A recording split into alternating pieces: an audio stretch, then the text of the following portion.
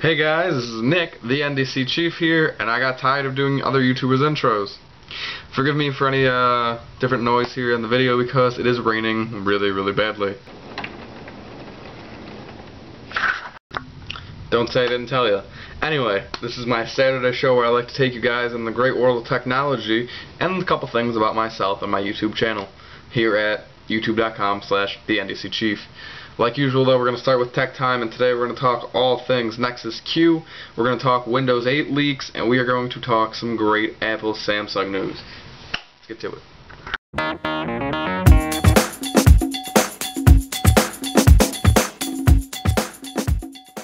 Right off the bat, as I'm sure you may know by now, the Nexus Q, which was Google's Android 4.0 sphere of just media streaming goodness, has been indefinitely delayed, which is horrible for the people who pre-ordered it. It was a $300 device, so it was a little expensive for what it did, but all the people, because it is a Google branded device, people ran out and immediately pre-ordered it as soon as it launched, and now it's not going to be here. It got indefinitely delayed, but the awesome people in Google's PR and just the awesome people that are that just make up Google decided to make an awesome decision here. They decided for everyone who pre-ordered the Nexus Q, their credit card would get refunded and they would get their $300 charged right back onto their credit card. An awesome move by Google and a really nice thing to see in terms of just being great to their customers and being loyal and just really being sorry because their product that they promised isn't going to be there when they promised. A great move in my eyes from Google. Good job, Google. The next thing that I want to talk about is a little bit of AT&T scandal. One of the higher-ups in AT&T said that their reps were told to sell anything but iPhones. And that's a little bit weird to think because the iPhone is really an iconic device on AT&T. It was the first carrier to hold the iPhone, and it's had some of the best numbers, obviously, since. And for AT&T representatives to not sell an iPhone seems a little bit backwards, and there definitely seems like there was some sketchy play. Also, tacked onto that, the iPhone 4S was not allowed to be used as a company phone for any employees, which kind of backs up the point that this is true, that some AT&T people were like, if a customer came in and said they wanted to buy an iPhone, they would kind of play to that, but they would also attempt to sell them other devices, such as an Android device, like an HTC One X, Galaxy S3, or maybe a Windows phone, like a Lumia or a Titan 2, something like that. And that's a little bit weird, I think, for AT&T representatives because the iPhone has just been such a really just great and frugal product for them because it has been the AT&T branding is where, you know, you can get your iPhone, you can get all the accessories, you get all your cases, everything straight through AT&T, and for them not to sell it, just a little sketchy. Also in AT&T news, kind of sad, they're shutting down the past here, and they are closing down their 2G network. That is Edge, not 3G, that is Edge. And not many phones even are on it anymore. None of them sell no device that they currently sell run on Edge, excuse me.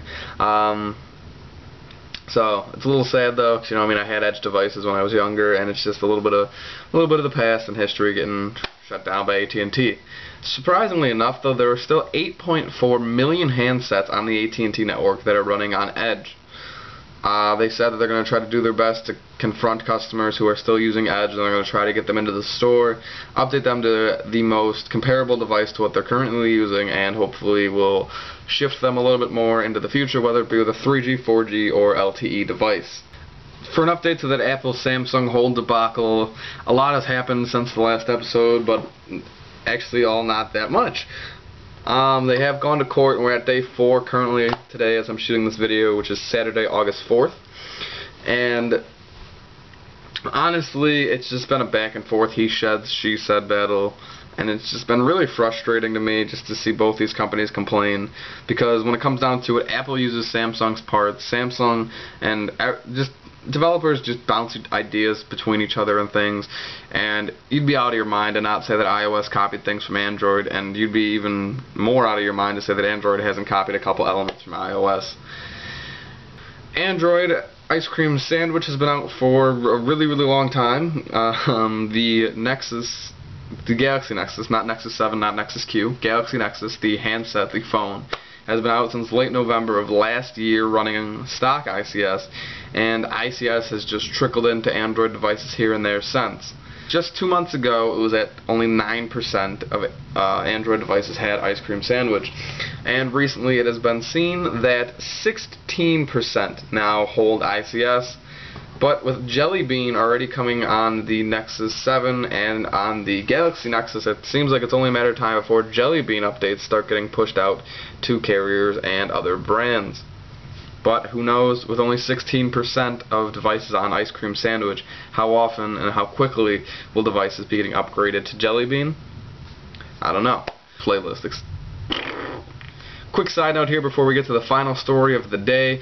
If any of you out there are using Google Listen, which is their podcast, search, and download application, I guess you could phrase it like that.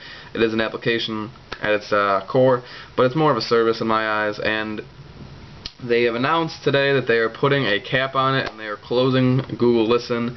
From here into November, you can still use it as much as possible, but come November, they're going to be shutting down the Google Listen service because, quote-unquote, there are too many other applications that do just that with finding podcasts in the Google Play Store. Kind of a letdown for those using Google Listen. I never personally did, and I'm not really that big of a fan of podcasts, so this news doesn't affect me, but I want to let you guys know. And our final news story of the day, Windows 8.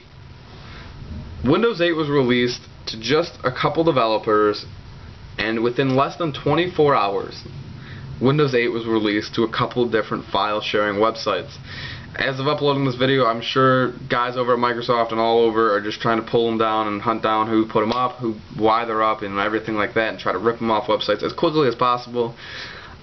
I'm not going to put a link down below for any of those websites that still currently have a copy of Windows 8, but Google's always a thing. You guys can go maybe use the internet if you're looking for your copy of Windows 8. I'm not condoning it. I'm not saying do it. But it's a thing. Now on to some news about myself and my YouTube channel. Nothing all too big has happened to me within the last week since the last Saturday show, but I am sorry that I never got out that Dead Trigger review. I mean, it just, I don't know, something didn't feel right in shooting it, and it just never really turned out the way I wanted it to. I might try to reshoot it and get it up now that there's a little bit more demand for it now that the iOS copy is also free, so it's more of a trending topic again this week. So I might try to do that.